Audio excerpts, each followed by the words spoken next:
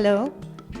Today we have Senator Jason Lewis with us, and it's very kind of him to have accepted our invitation. This is Palmer Housing Tenants Association, and we are very pleased to have him here. So he was here with us a few years ago, and do you remember that? Yes. Yes. Of course. We had a great time. So after Senator speaks to us, you can ask him any questions that you all would like to, just like a conversation. And what else would I say? Yes. He's not new to us, so nothing more can I say. He's already well known to us. Thank you, Senator. All right. Well, thank you, Ruba. Good morning, everybody. It's wonderful to be back here with you all, and thank you so much for inviting me to come and spend some time together this morning. I really appreciate it, and also since I happen to live right around the corner, it's very convenient. And also with me this morning is Paul Albright, who's a wonderful new member of my staff and wanted to join us this morning as well. So yeah, please. No, you said yes, and thank you. We have WinCams with us as well. Thank you, David, for being here, so we can share our conversation with more people who weren't able to be with us this morning.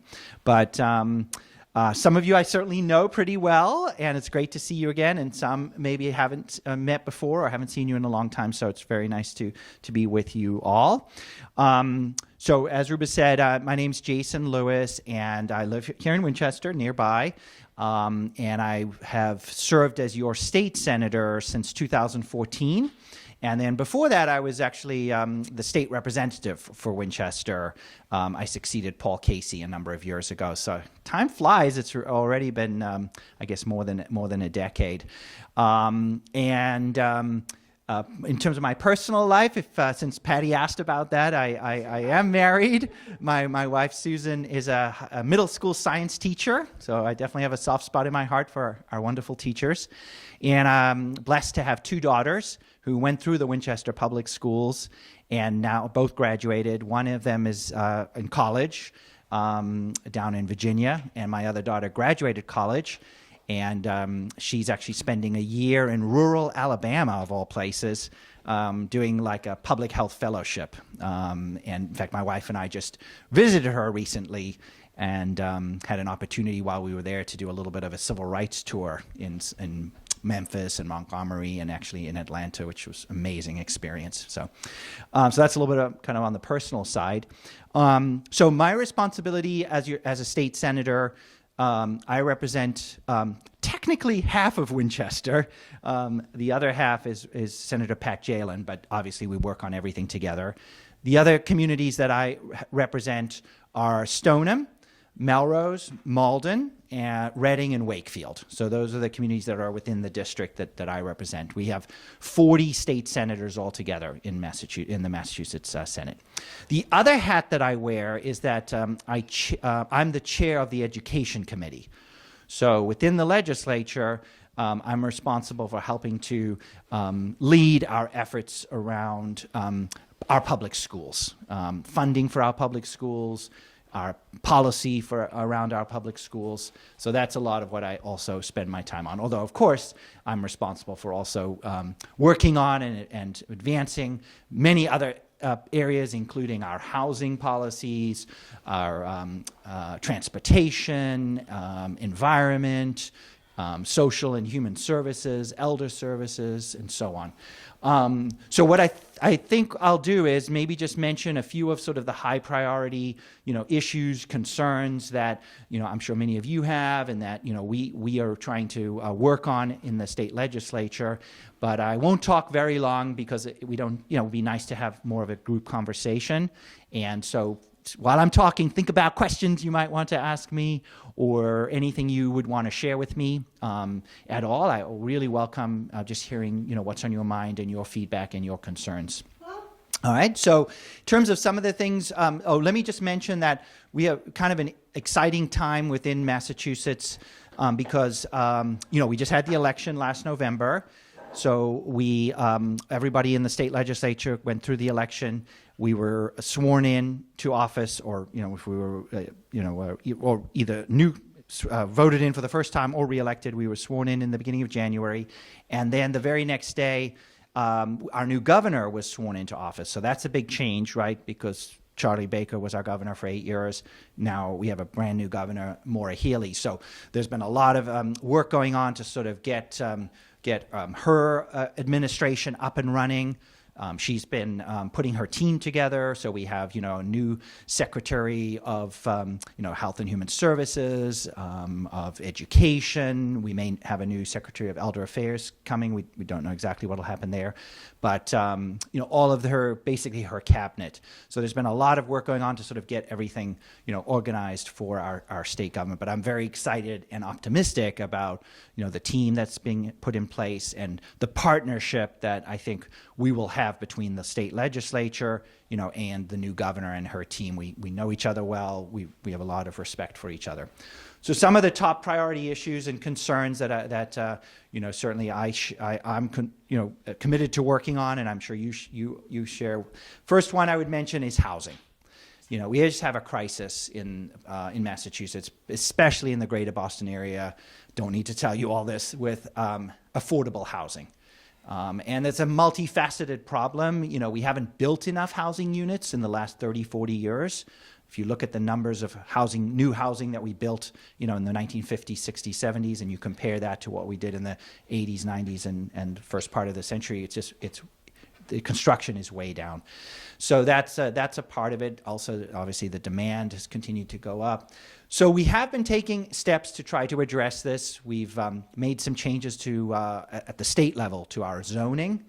So, for example, now communities, including Winchester, that are served by the MBTA, now have to have a certain part of the community that is set aside for multifamily housing. And developers are allowed to, build multifamily housing in those areas, typically right near where the T is. So in Winchester, think about the downtown area, which makes more sense. So that's certainly what we've done. But there's a lot more funding that we've also been providing, for housing programs. That includes public housing and our housing authorities. I still don't think we provide enough state money to support our housing authorities. I'm sure Susan can speak to that as well. And we are going through the state budget process right now. We do that every year. And one of my priorities in that budget process is to advocate, for more money to support our public housing authorities, both for operating funds and also capital funds as well. So we can continue to hopefully make improvements to our facilities and really create new public housing. We're just desperately trying to maintain the stock we have, but we should be expanding. And public housing is actually one of the most efficient ways to provide affordable housing for seniors, for folks with disabilities, for families who need. It's a very efficient way to do it. And unfortunately, we have neither the state nor the federal government's really been investing in that for a long time. So housing, certainly high on our list. A lot of different things we will be doing, both around policy reforms as well as funding. The next issue I would mention that's a big challenge in this area, and we're committed to working on, is transportation. Obviously including just generally improving our infrastructure, like our roads, and I mentioned the bridge right down the street that's actually going to be rebuilt this summer, but also, of course, the MBTA. It is really vital to the whole greater Boston region that we have, a safe, reliable, well-functioning public transit system, and we don't have that right now, and that's a big problem. So you may have heard that Governor Healey just announced she's hired a new general manager for the MBTA. He's starting April 10th. I don't know him personally, but from what I've seen, he seems to have an excellent background. He has a lot of experience in public transportation in the New York system. He has a very good track record of getting things improved. So I'm very hopeful, but I know he can't do it on his own. He's going to need support from our communities. He's going to need support from the legislature. And I certainly stand ready to work with the new general manager and his team, if listen to what their needs are in terms of funding that they need to continue to hire staff and improve the system, and reforms and changes that we need to make to the way the MBTA operates. But we have to get the MBTA back on track, to use a bad pun. So transportation would be a second. A third, a big issue, and I think, and one that we are committed to, we always seem to be working on this issue, but there's always more to do, is healthcare. How do we, I personally believe that healthcare should be a human right, that every person should be able to get the healthcare you need, whether that's physical healthcare, mental healthcare, dental care, and you shouldn't have to worry about, whether you can afford it or not, or whether it's, you're entitled to it or not. It should be a human right. Unfortunately, we don't have that in our country, even though that's true in most other advanced countries. Massachusetts, of all states, is the closest to that vision, because we do essentially have almost everybody covered by health insurance, whether that's private insurance, Medicare, or Medicaid. But the problem is, as I'm sure you all well know, it still requires out-of-pocket money for co-pays and deductibles, and the cost keeps going up, and sometimes you get surprise billing costs when you have to go to the hospital, which is outrageous. So this continues to be an issue that we are working on, basically trying to make sure that healthcare is affordable for folks, whatever your situation is, and that it's convenient and accessible in the community. Another aspect of this is mental health care. We've long treated mental health care differently from physical health care, and of course it's inseparable and very important. So we did pass a major new law last year, which we'd worked on for many years, which is going to, I think, make a big difference in improving access to mental health care for adults and children. We're going to be able to pay higher rates of reimbursement to providers of mental health care. We're also going to do a lot to encourage more people to go into the mental health field, more social workers, behavioral health therapists, psychiatrists, and so on. So it's not going to fix things overnight, but I think it is going to make a big difference, in the months and years to come. So that's certainly another important issue we're working on. Education is always important. We all pride ourselves in Massachusetts on having great schools and colleges and universities, and trying to make sure we provide the best possible opportunities, to our children, and not just children, but really lifelong learning. So there's a lot we're doing to continue to support our schools as they come out of the pandemic, which was really hard on our children. We're also doing a lot to try to improve access to childcare and early education. This is a very big issue for young parents and working families, who have trouble affording the child care that they need, which enables them to work.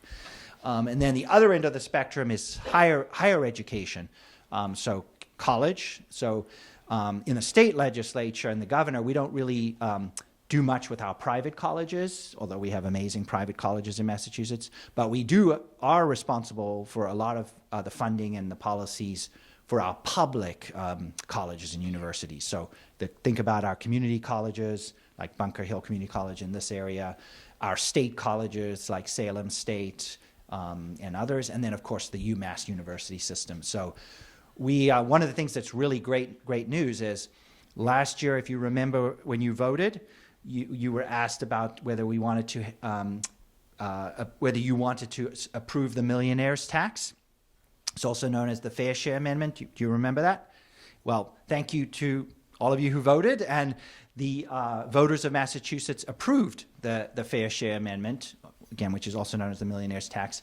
So that means that now Massachusetts households who earn more than $1 million a year, by the way, this has nothing to do with the value of your house or anything like that. It's just your income, your annual income. If it's more than $1 million, which is a very nice problem to have, those folks will be required to pay an additional 4% income tax.